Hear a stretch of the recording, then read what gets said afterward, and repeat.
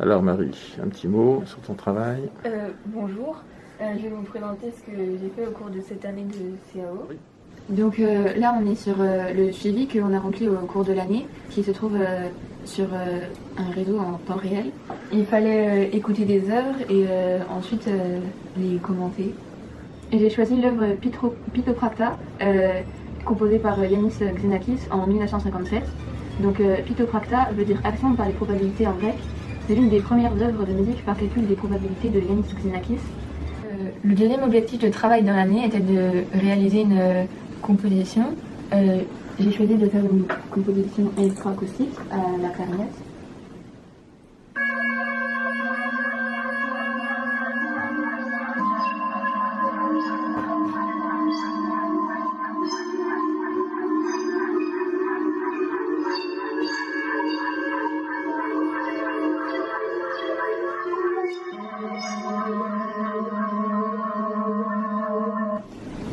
Donc j'ai enregistré des différentes façons de jouer de la clarinette, différentes notes, etc.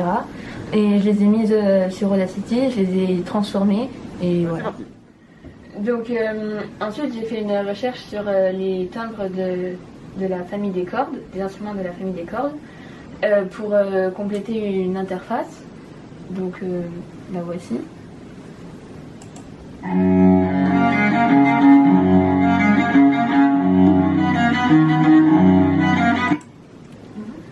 Alors donc là, l'ordinateur pose la question. Donc Marie a cliqué sur 1, sur 2, sur 3, sur 4 ou sur 5.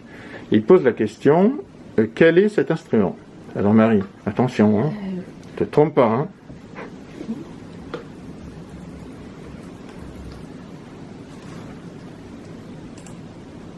Bravo! Et l'ordinateur répond avec l'image du violoncelle. Alors Samuel. Bonjour, je suis Olivier de Carglass.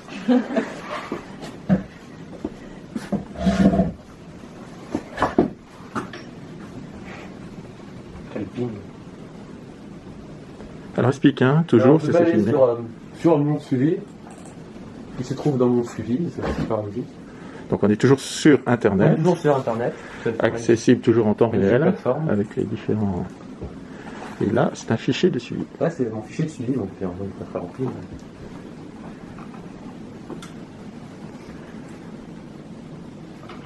Je vais aller dans le suivi 3, les découvertes de chaque semaine. Bon, moi, je vais pas faire un commentaire très dodu, mais ça parle de la musique aléatoire. Donc, la musique aléatoire est un procédé qui fait utiliser l'aléatoire dans une composition contemporaine. Il a été inventé dans la deuxième moitié du XXe siècle. Cette façon d'écrire, dans sa plus grande simplicité, existe depuis Mozart, qui lança un dé afin de choisir l'organisation de ses menuets. La musique aléatoire contemporaine est connue aujourd'hui grâce à des compositeurs tels que John Cage ou encore Yanis Xenakis. Max est un logiciel de programmation, je ne sais pas s'il est en temps réel. Donc on appuie sur ce petit bouton magnifique et ça joue de la musique aléatoire.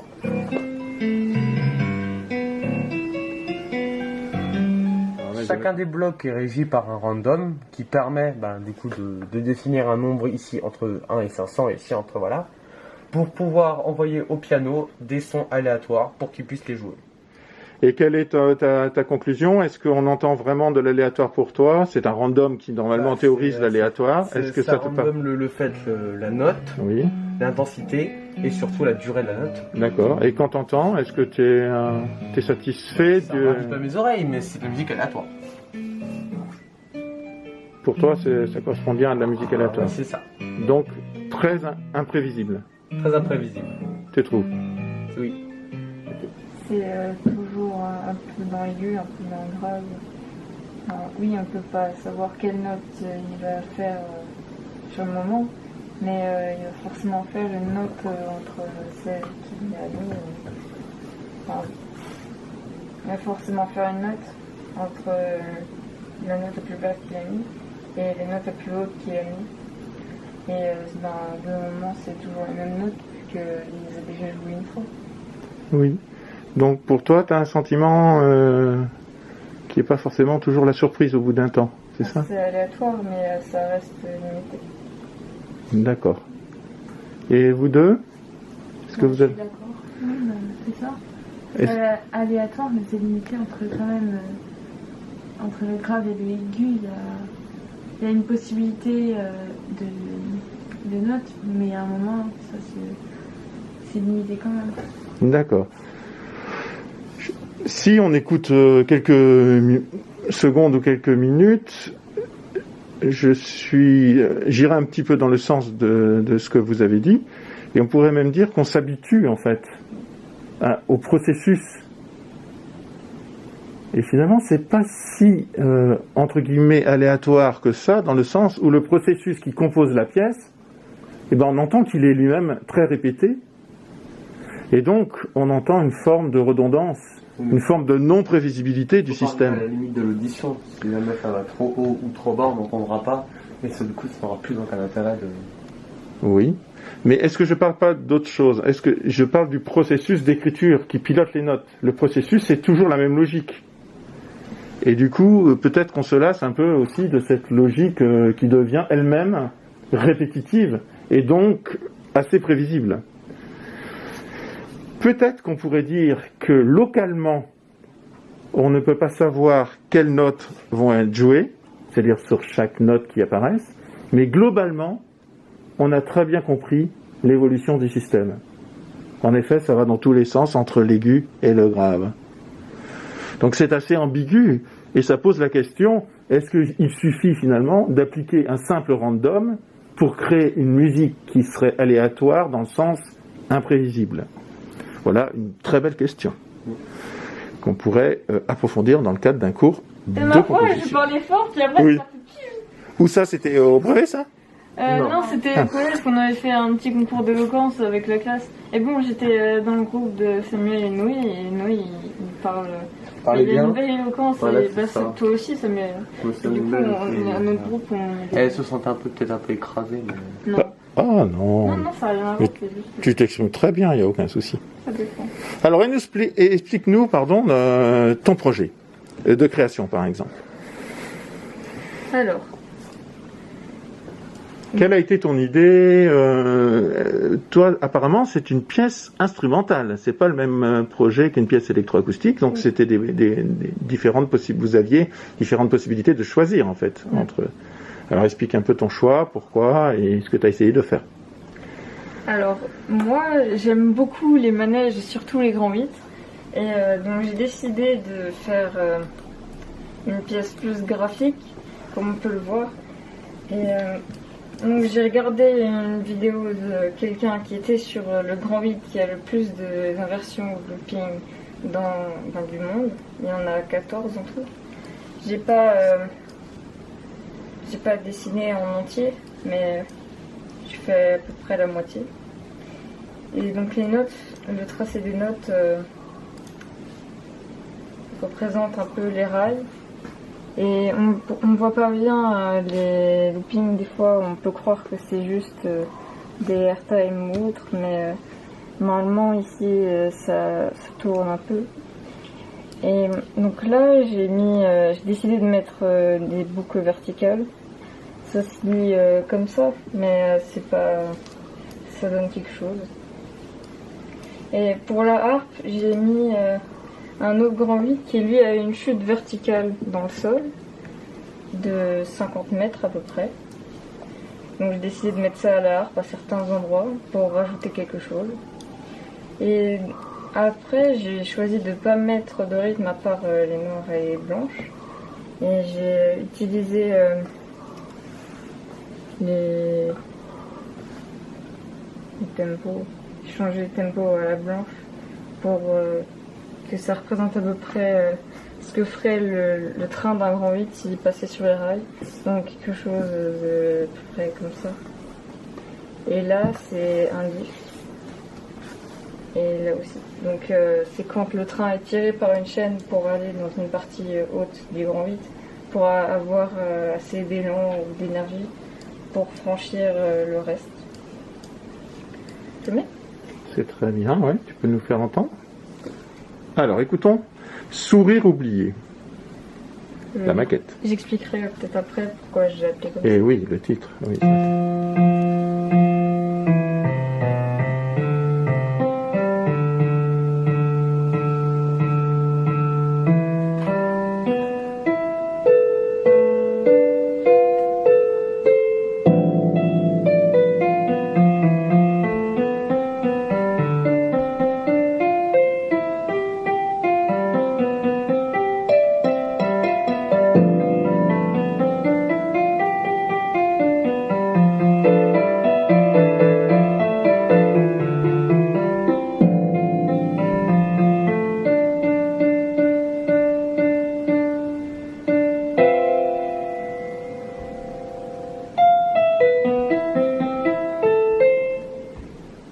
Alors, première question sur le titre, Sourire oublié. Alors, je l'ai appelé comme ça parce que ça fait référence au nom et au thème des grands 8 que j'ai utilisés. Donc, sourire parce que le grand 8 du piano, qui a le plus de looping au monde, s'appelle The Smiler. Et que son thème, c'est un peu sur le sourire, le bonheur. Un peu comme ça, même si c'est un peu plus sombre. Et sinon, pour le deuxième, il s'appelle Oblivion. Donc, ça veut dire l'oubli. Et ça fait aussi partie un peu de son thème. Et voilà pourquoi j'ai appelé comme ça. Alors, la période un peu de composition, ça fait penser à quelle technique, ça? On en avait un petit peu parlé en cours. Tu te rappelles? Je me rappelle pas de tout, mais c'était pas contemporain parce qu'il y avait quelqu'un qui avait pris des feuilles et qui avait retracé pour voir la mélodie que ça faisait.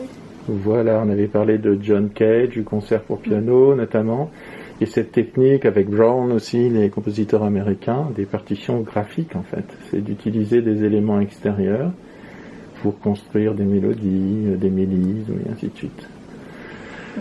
Je te remercie, on te remercie beaucoup.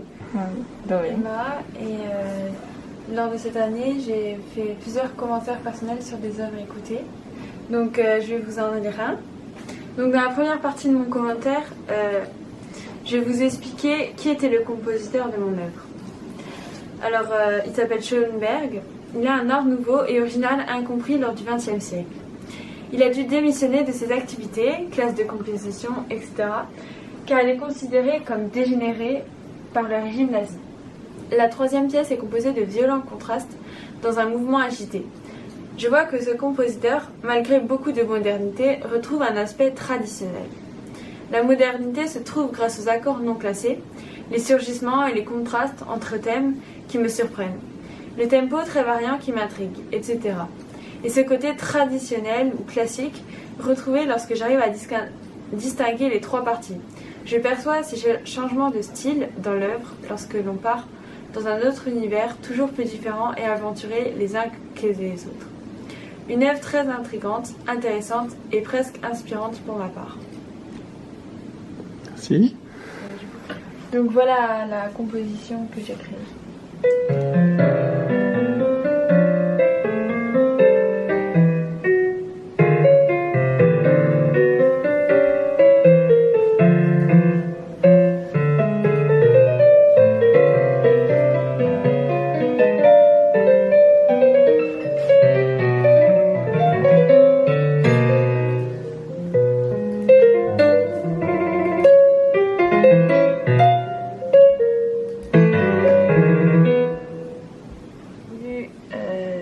Une musique qui a une progression. Donc au début, nous avons seulement la musique atonale. Ensuite, nous avons une... je sais pas comment dire. On t'entend, pas de souci. Tu veux parler de quoi? De la hauteur plutôt, de l'ensemble des paramètres? Des rythmes. Ici c'est un binaire, ici un ternaire. Voilà, très bien. La composition des aspects des durées, l'aspect rythmique, superposition binaire-ternaire, tu le dis très bien. Et ensuite, c'est une contraste entre les nuances, forte, piano, mezzo forte, etc. Et donc je l'ai appelé cascade parce que une cascade ça a une progression lorsqu'on arrive comme ça. Voilà. Alors, t'en retires quoi de cette expérience de composition, d'écriture, de recherche un peu sur les sons, les rythmes? Que la musique contemporaine, ça peut être très varié. Il peut y avoir plein d'écritures différentes pour arriver à ce style. Mhm. Oui, puis tu as vu entre vos différentes réalisations, c'est vrai que les techniques sont vraiment particulières. L'aspect électroacoustique avec l'utilisation d'Audacity, cette pièce instrumentale atonale, l'autre pièce qui était plus une partition graphique, ainsi de suite. Donc c'est en effet très différent en termes de ce qu'on peut appeler l'esthétique en fait des pièces.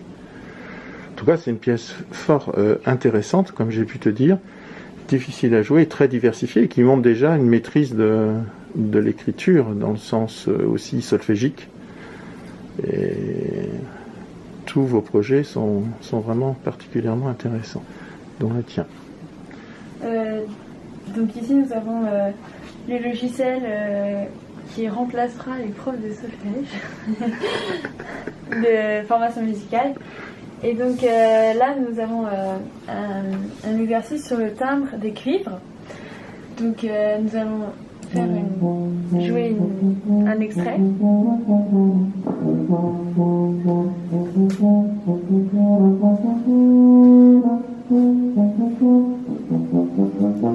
C'est pas facile, hein. Et donc ici, on nous demande quel était cet instrument. Donc je complète.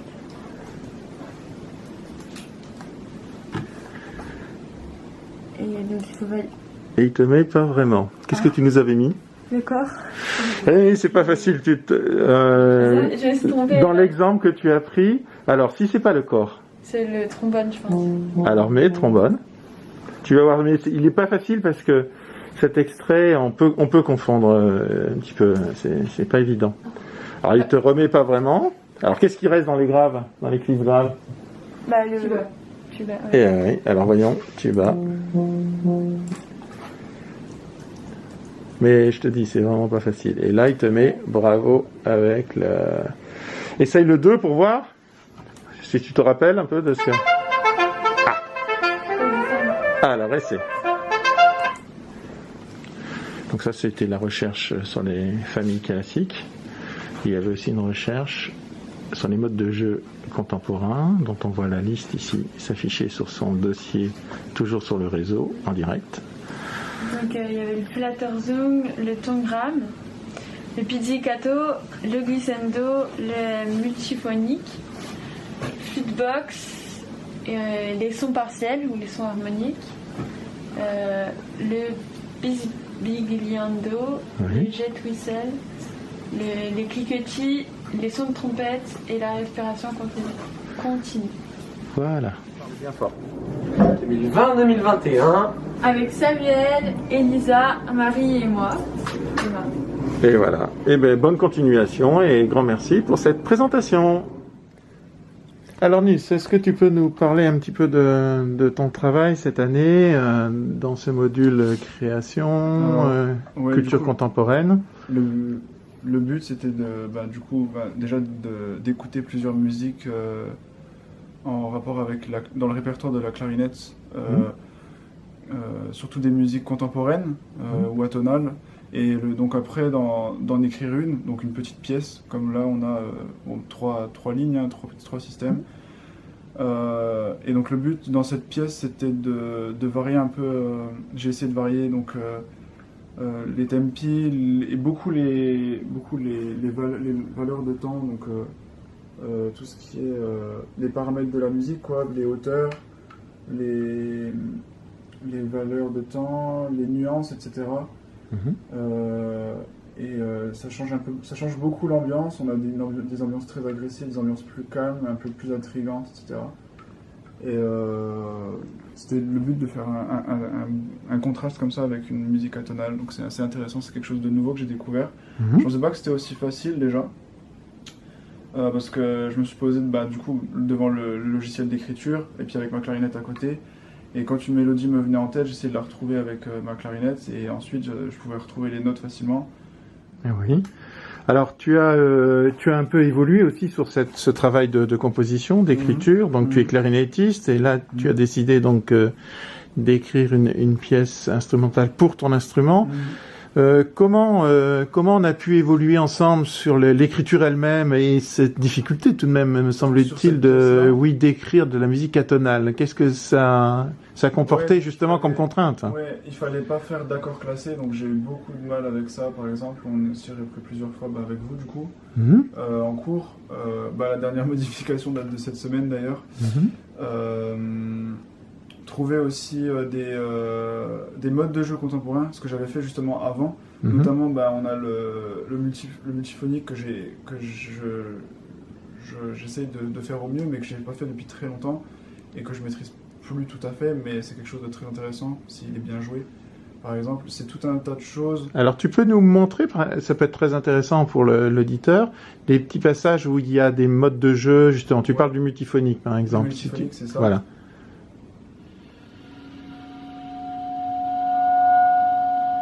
On a un multiphonique, donc celui-là, je l'ai mieux réussi que d'habitude. Voilà, ça c'est très bien. Alors, comment tu te définirais cette... Ça met un environnement assez... je sais pas si c'est ça que vous voulez savoir, mais ça met un environnement assez bizarre en fait. C'est difficile à entendre, c'est intriguant, et déjà c'est difficile à jouer parce qu'il faut que toutes les notes sortent. Donc on a un Do, un Fa et un Si. Donc c'est loin d'être un accord classé, c'est pas très très joli à entendre, mais ça rend le truc intriguant, ça met une espèce d'atmosphère bizarre, mais qui nous donne envie de tout écouter en fait. On a envie d'entendre tous les sons. C'est comme ça que je le décrirais. Oui, très bien. Et donc, ce multiphonique, il change quel paramètre en particulier? Tu as l'air de me dire que tu peux jouer plusieurs hauteurs, alors qu'en même temps, c'est quand même incroyable. Elles sont très audibles, surtout pour quelqu'un... moi, je saurais pas trop les définir, sauf si j'y mets du mien ou des efforts. Oui. Mais pour quelqu'un de pas averti, il pourrait pas trop les entendre. Mais le multiphonique est là, on entend plusieurs hauteurs en même temps, de toute façon. Donc ça, c'est le paramètre des hauteurs. Est-ce qu'il y a un autre paramètre qui est vraiment modifié du coup? Par exemple, la nuance, parce que si on commence à mettre une pression différente, à jouer une nuance différente, les hauteurs vont plus ou moins ressortir. Oui. Donc c'est pour ça d'ailleurs que je l'ai mis piano. J'ai trouvé en le jouant, c'est la seule nuance dans laquelle il sort le mieux. Il est mieux défini. Oui. Et alors la couleur du son, est-ce que c'est le son habituel de la clarinette ou justement le multiphonique? Ah oui. C'est pas du tout habituel puisque la clarinette on aura un son très très rond. Oui. On peut jouer très piano et justement le son restera très rond, etc. Même forte, c'est un instrument que j'aime beaucoup à ce niveau-là d'ailleurs. Alors que là, on a quelque chose même si c'est piano, c'est un peu agressif, c'est un peu dérangeant, ça met pas très à l'aise. Et donc là, tu parles de quel paramètre du son? C'est le timbre. Très bien, oui, c'est exactement le timbre qui est très singulier. Et tu sais, on avait défini cela, je ne sais pas si tu te rappelles, mais on avait dit que ça sonne un peu parfois comme un son de cloche, oui, avec des sons inharmoniques et un timbre inharmonique. Hein. Tu te rappelles de ce terme. Est-ce qu'il y a d'autres passages où il y a par exemple un mode de jeu contemporain? Oui, ou... alors par exemple, au tout début on a un bruit de clé, donc j'ai pas trop l'habitude. Alors tu peux nous montrer là par exemple comment... En fait, on l'entend pas beaucoup parce qu'il faut que je prépare mes doigts pour le pour le claquer un peu. Le claquer, voilà, c'est ça. D'accord. Et tu l'as écrit comment en termes de notation? En fait, on voit juste la hampe de la note et pas la note, donc... Avec une croix, non? Alors, la croix a disparu. Normalement, c'était une note grisée sur le logiciel et elle n'est pas sortie, donc on a dit que ça ferait... D'accord. Mais voilà, sinon il y avait aussi le trémolo, mais que j'ai oublié de bien définir, c'est-à-dire comment on le débute, si on le débute par le haut, etc. Si la note elle est bécard. Alors tu peux peut-être nous montrer aussi. Ouais. Voilà, on a ça. Et le bisbigendo, t'en avais un ou pas finalement dans ta pièce? Tu l'as pas ajouté ça. C'est tout. Est-ce que tu peux nous la rejouer ou de toute façon là tu la travailles puisque tu l'as composée, mais...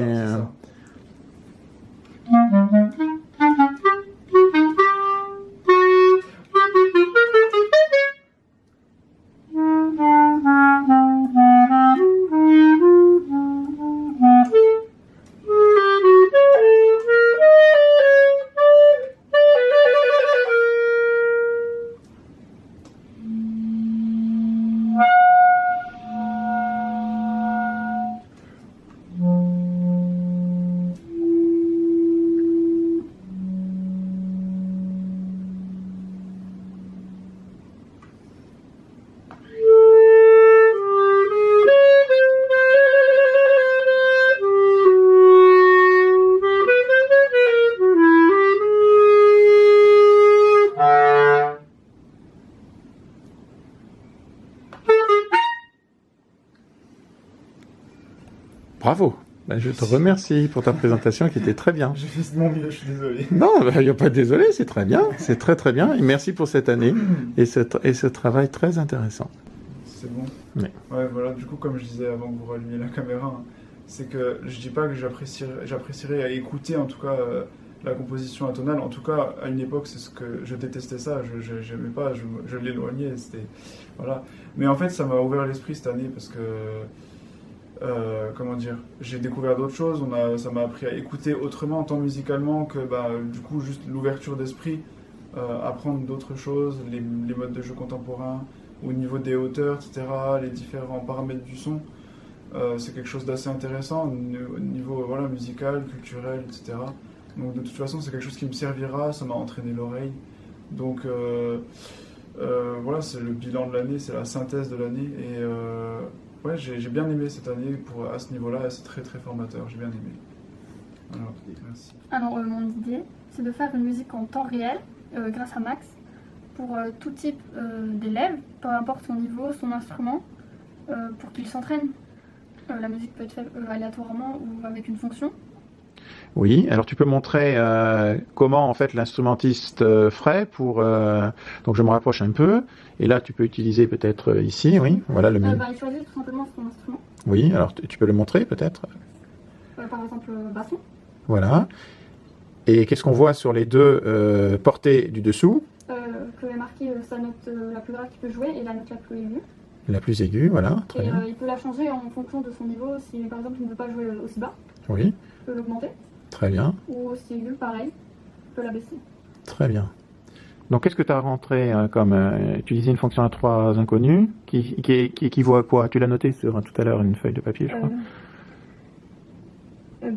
X sur X moins sinus... X sur Y moins sinus de Z. Oui, Donc ce sont 3 variables totalement différentes, oui, séparées, oui, qui permettent de trouver un nombre. oui. Euh, Alors, alors pourquoi un métronome là sur ton programme? Montre avec ton pointeur, voilà. Tu as mis un métronome, ce qu'on appelle métro 1000, c'est noté, et puis après tu as des drunks, donc des marches aléatoires qui vont rentrer dans chaque inconnu de l'équation que tu as rentré en expression de ton programme, si je vois bien. Donc à quoi il sert ce métronome au départ? c'est pour que ce soit régulier et qu'il y en ait toujours pas toutes les 1000 secondes qu'il y en a un. D'accord. En fait, il déclenche, c'est ça? Oui. Il déclenche le métronome, les drunks. Oui. 3 drunks différents, et que tu as noté quoi dans les drunks en fait? Ça marche comment? Par exemple, je vois 1000, 150, 120 et 125. À quoi ça correspond? Alors le premier drunk, par exemple 1000, c'est qui va de 0 à 1000, et 150 c'est la marche qui peut faire parler de 0 à 150, mais pas au-delà. D'accord, c'est la marche aléatoire en fait. D'accord.